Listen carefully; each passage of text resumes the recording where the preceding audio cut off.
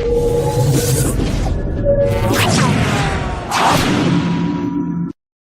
afternoon, everybody. This is Dennis Wilburn. I want to welcome you to today's session of how to make money trading stocks and options, plus a trading tip. Got a okay, excellent, Mark. That's good to know. Really focusing on wealth building. Mark's talking about one of our premium services that we provide is monthly training to our premium members, and we're talking about how to read charts and do your charts and so that we can basically focus on some wealth building, which I think is very important. And you're never too old or too young to start working on buying some stock for wealth building. So welcome to Steve Farrar. Dr. Steve, it's really great you're with us today. And so you're optimistic about this market. It's going to go to the moon, huh? I don't know about the moon, but it's going up. Okay, good. Well, let's get into today's session. Yeah, it certainly has a bullish bias. We have to remember what's going on. I remember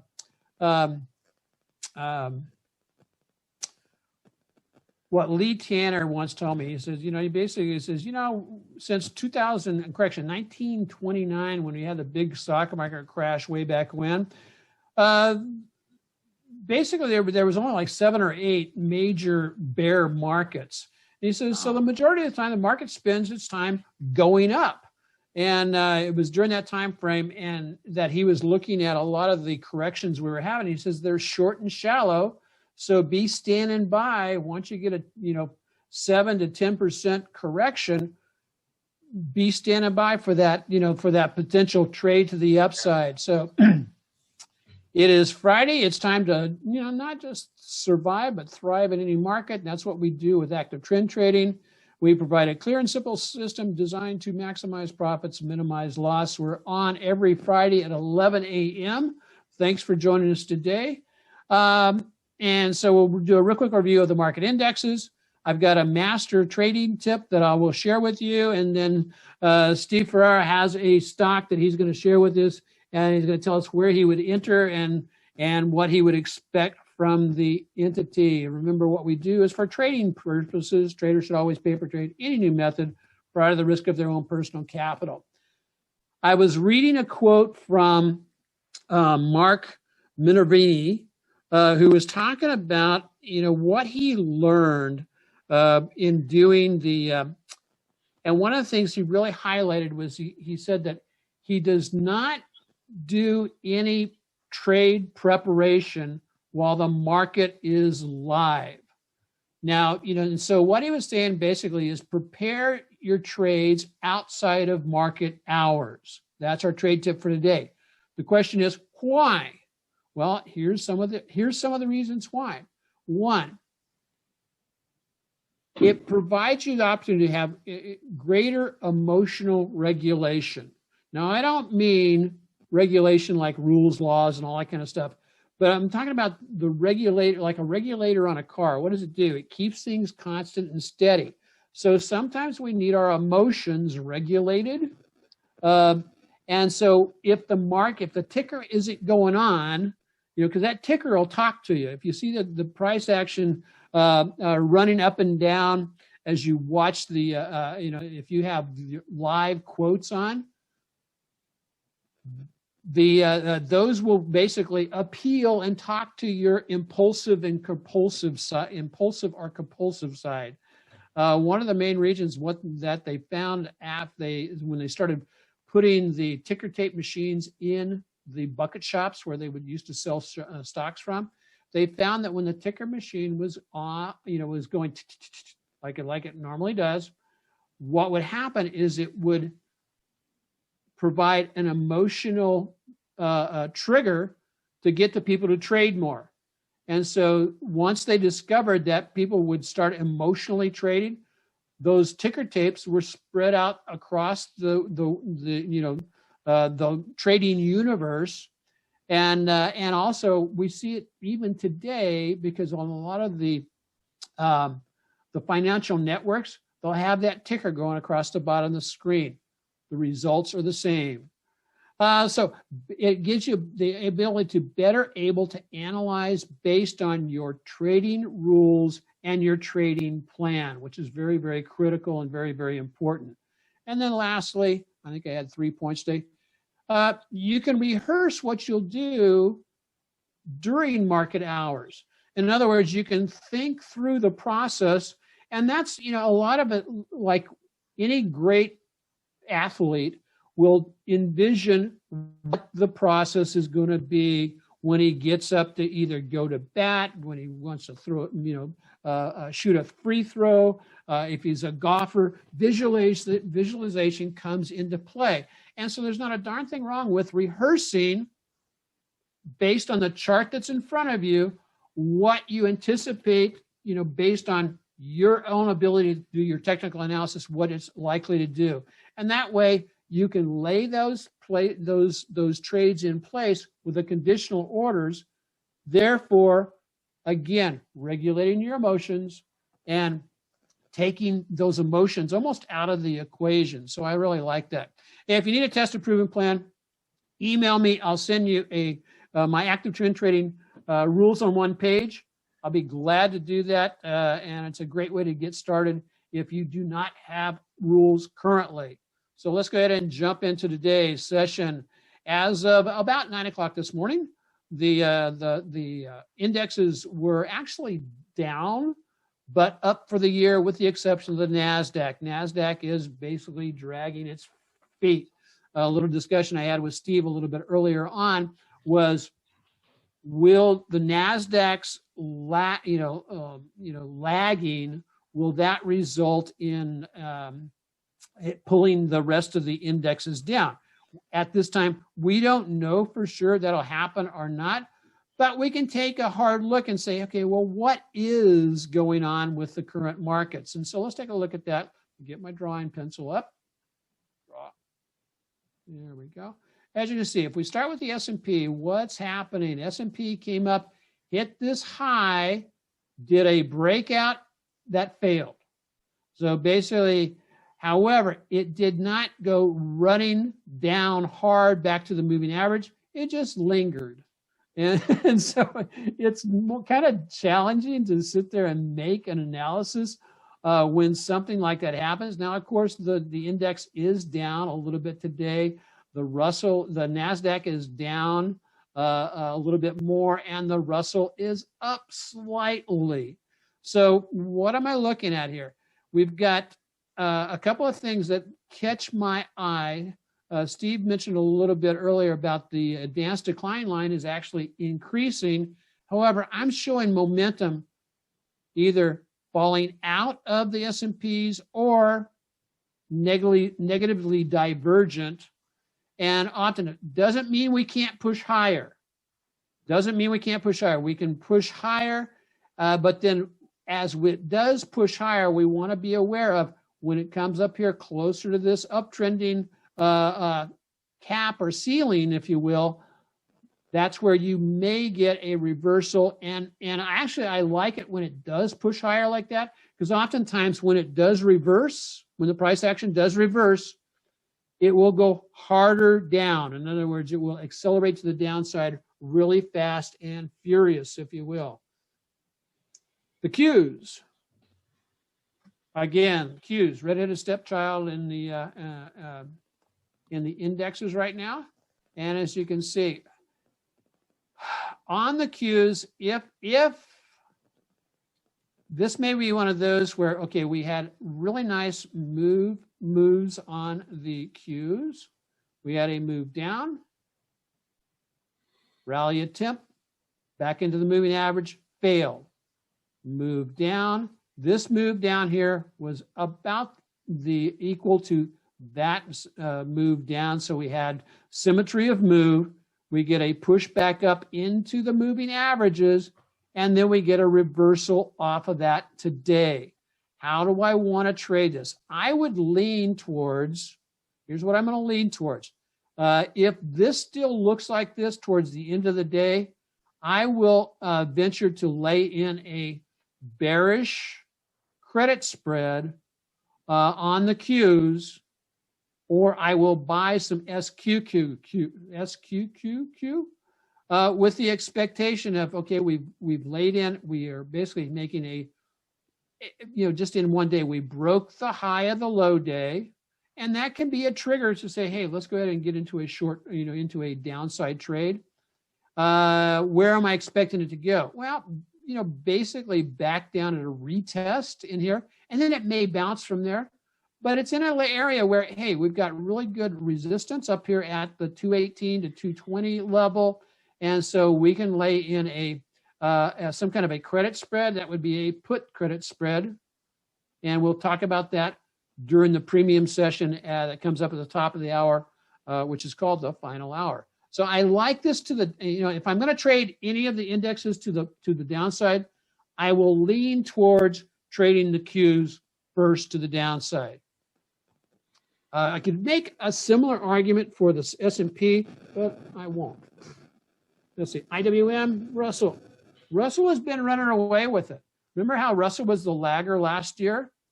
And now Russell is kind of just really nicely making great profits. Its breakout did not fail.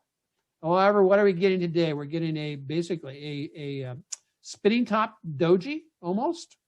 We have a nice bullish signal on the weekly chart pushing up to new highs. If we get a breakdown at this point, where am I expecting it to go? Well, no further than the 820 moving average combo, and it may not get any lower than the 230 level. That would give us a really good opportunity to do a bounce trade.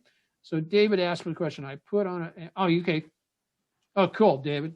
Yeah, I'm really looking at you win in April. I'll probably just go through use the weekly options to go into next week. But yeah, if you're up 18%, and of course I know you've taken the protection to take off profits as they appear in your trading account. So anyway, so that's what we've got on this.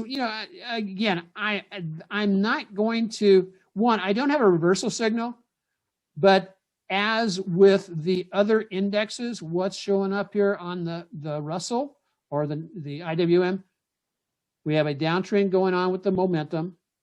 The market forecast momentum, longer term momentum, has not turned over. It's going to go in just a straight line. So that's where it's kind of suspect. And if you're going to trade this, look to trade off the moving averages for a bounce higher. Look if we get a reversal signal to trade to the downside, but have a really, identify prior to stepping into the ring with this one, identify where you're going to take your profits off the table. So that's what we're looking at with that. The other thing that is of interest is look what's happening with the volume.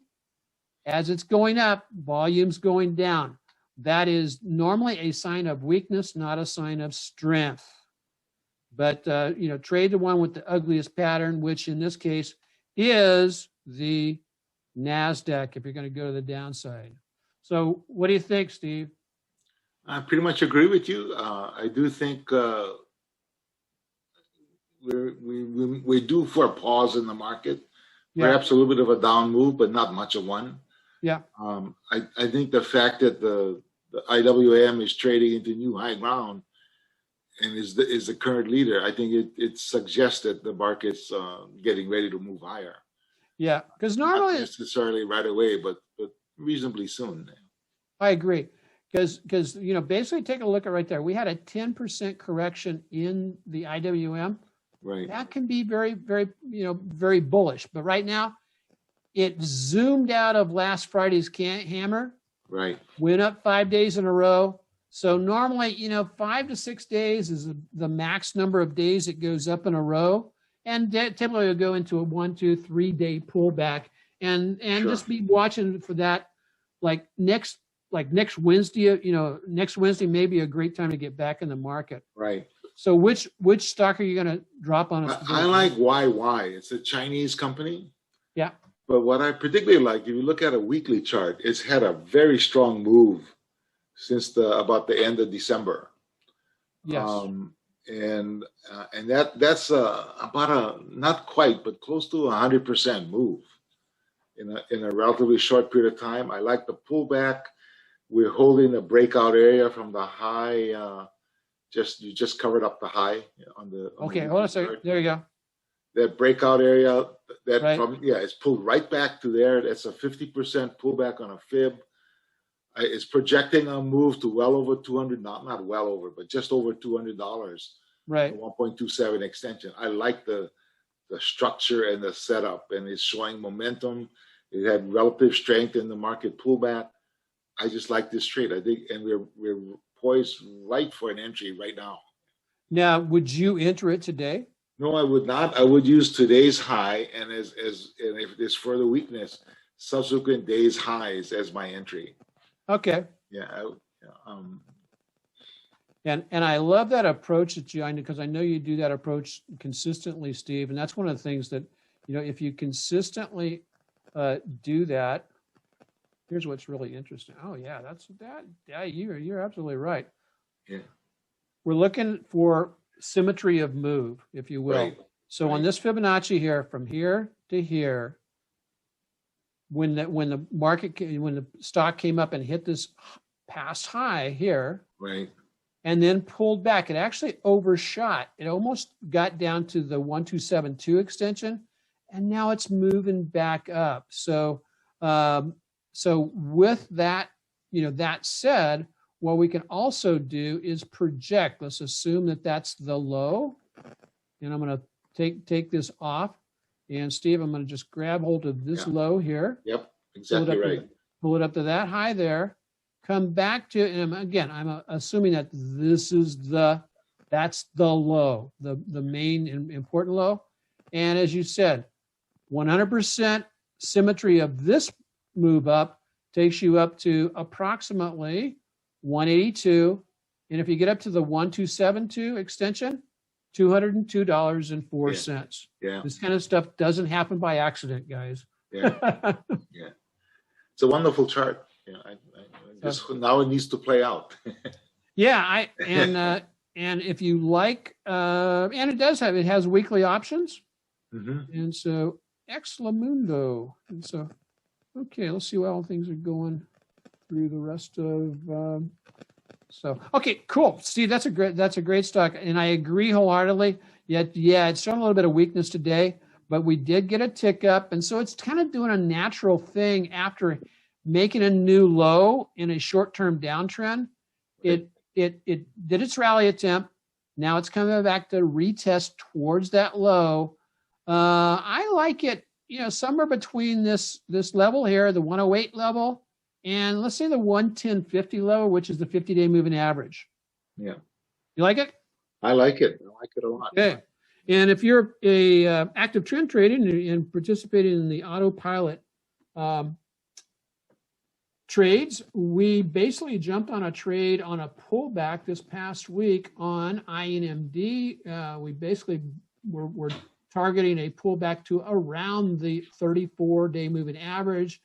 And we jumped into the trade at about $65.50. It rallied up, took out our first target at, I think, 69. And now it's continuing to rally up.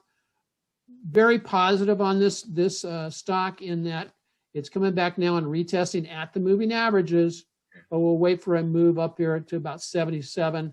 Our next profit target is up here all the way up at, past 82. So I like this one. And this is one of the it's one of the things I really like about the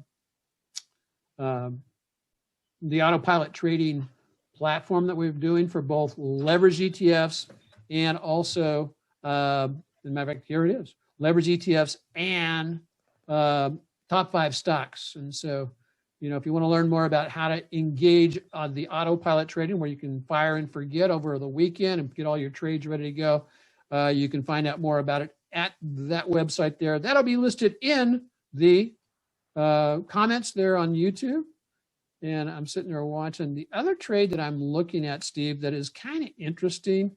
And I will flash this up to people because it's one that in normally you'd ignore this. you go, I don't want to, who the heck wants to buy a Ford, Who wants to buy a Ford? My dad would just absolutely roll over in his grave if he knew I was trading the Ford stocks. But this has been in a tear. It surpassed Tesla as number one in the automotive industry group. And just look at this puppy go. I mean, it's approaching a all-time past high. Not an all-time past high, but a level of resistance there. But just since I've been experimenting with this, and because I'm using this one to do covered calls on, and I actually bought a few shares down here at about the 1140 level. And from there, it is currently up about 18% in just a couple of weeks. And again, I'm using it for a test vehicle to test out how to, support trading covered calls that then I can turn around and share with the active trend trading members.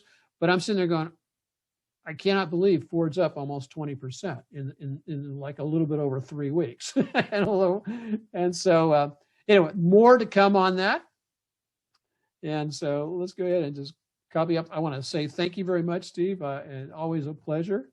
And so if you're joining us for the first time, the video will be up on the YouTube channel, Market Tech Talk, later this afternoon. Along with that, you'll have links to register. You can get your what I think is the best watch list going, because it digests over 14 of the Investor Business Daily premium watch list and puts it onto one watch list that's about 14 to 20 stocks long every week.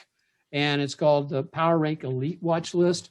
And basically you get that and access to the video and the whole 9 yards when you become even a free member in active trend trading. So, hey, 2021 is a year for reset and wealth building as far as I'm concerned. Premium members, stand by. We'll be back on final hour.